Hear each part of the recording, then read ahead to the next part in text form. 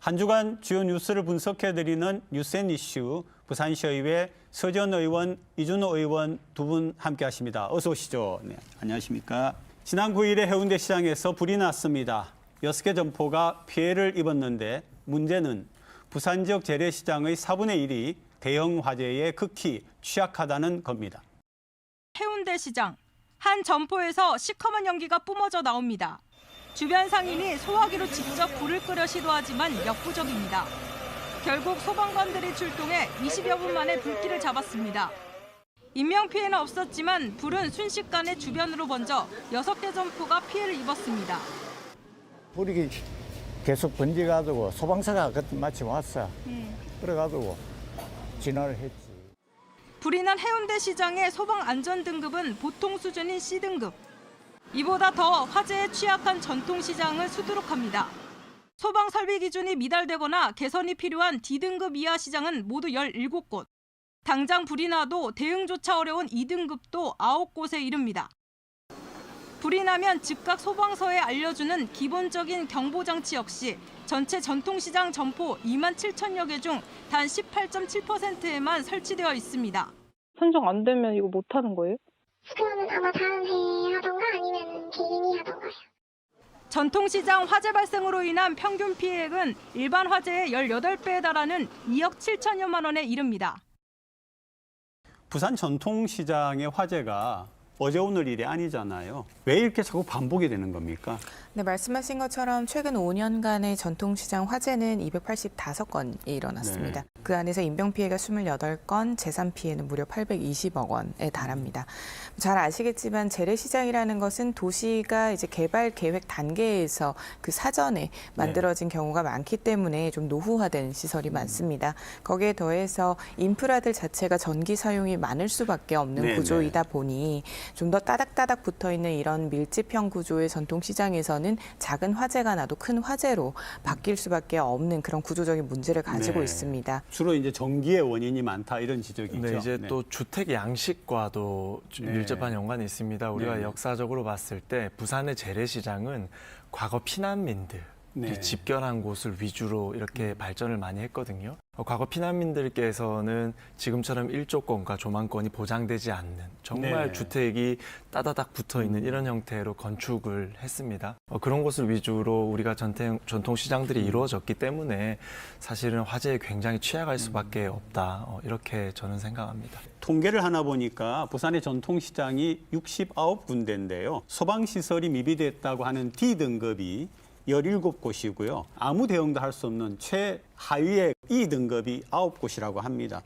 그러면은 이렇게 등급이 나눠져 있으면 이미 이 부산시라든지 소방 관련 부서에서 알 텐데 왜 계속 이렇게 진행이 이렇습니까? 좀 복합적인 문제가 있다라고 생각을 합니다. 그중에서 제가 조금 강조를 드리고 싶은 것은 결과적으로 재난과 안전관리에 대한 문제는 중앙정부에서 지방정부로의 권한과 예산 이양이 좀 시급하다라는 지점을 좀 강조드리고 싶습니다.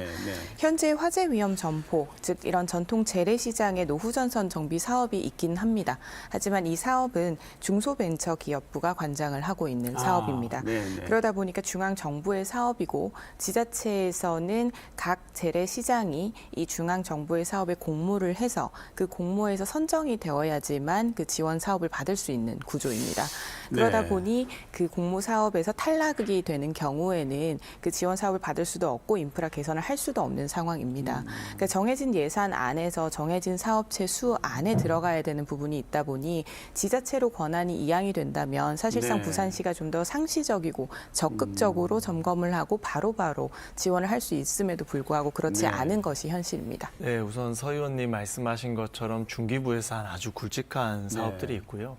좀 작은 사업들도 있습니다. 이제 기초단체에서 전통시장 현대화 사업을 다 진행을 하고 있어요. 뭐 소방 우려 개설을 점검하기도 하고 화장실이 또 더럽잖아요. 화장실도 개보수해주고 조명도 교체해주고 이런 사업들을 이야기합니다. 근데 전통시장 현대화 사업을 하지만 이 소방이 관리 감독이 안 되는 이유는 예산입니다. 예산이 너무 적어요. 그래서 이런 69군데 전통시장 중에서 규모가 큰 곳들, 예를 들어서 뭐 진시장이나 네. 뭐 자갈치 시장이나 또 뭐 서동 미로 시장, 너무 큰 규모의 이런 시장들은 투입할 예산이 부족합니다. 네. 그래서 아주 작은 시장들을 위주로 현대화 사업을 하고 있기 때문에 한계가 있고요. 두 번째로는 전통시장들이 사유지에 구성이 되어 있는 경우가 많습니다. 네. 그래서 건물 자체가 사유 재산이기 때문에 네. 관에서 어느 정도까지의 이런 예산을 투입해야 되는지에 대한 갑론을박도 있어서 좀 한계가 있는 상황이다라고 진단합니다. 지금 우리가 이제 여러 가지 뭐 지방자치를 비롯해서 여러 가지 예산 문제도 이야기했습니다만은 좀 종합적으로 딱 볼 때에 뭐가 필요하다라고 한번 정리를 해보고 넘어가죠. 우선 첫 번째는 우리 부산시 건축주택국에서 매년 실시하고 있는 노후 건축물 안전 관리와 같이 네네. 이 전통 시장에 대해서도 좀 주기적으로 점검을 할 수 있는 시스템이 마련이 되어야 할 것 같고요. 그 시스템 안에서 이 등급을 나눈 다음 그 시급성에 따라서 중앙정부와 소통을 해서 예산을 좀 공모를 받아서 지원을 할 수 있게끔 실질적인 정책 사업이 마련이 되는 것이 네네. 두 번째로 보입니다. 네. 마지막으로는 결국 교육에 대한 적극성일 텐데요. 시의 부담을 좀 구분이 덜어가면서 주민들과 직접 소통을 하고 특히 만 65세 이상이 되는 분들에 대해서는 또 맞춤형 반복되는 교육을 좀 통해서 화재에 대한 초기 진압을 할 수 있는 그러한 시스템 마련이 필요하다라고 보입니다. 네, 저는 전통시장들끼리도 선별적 지원을 좀 검토해봐야 된다고 선별적으로? 생각합니다. 네네. 저희가 69군데 시장 중에서 26군데가 D등급과 E등급입니다. A, B, C도 너무 중요하지만 네네네. 화재에 너무 위험한 E등급과 D등급을 위주로 그러니까요. 우리가 먼저 좀 선별적으로 예산을 투입한다면 충분히 소화해낼 수 있을 거라고 저는 생각합니다. 네, 저희가 재래시장과 전통시장의 명칭을 섞어서 이렇게 사용을 했는데요. 전통시장이 바른 표현입니다.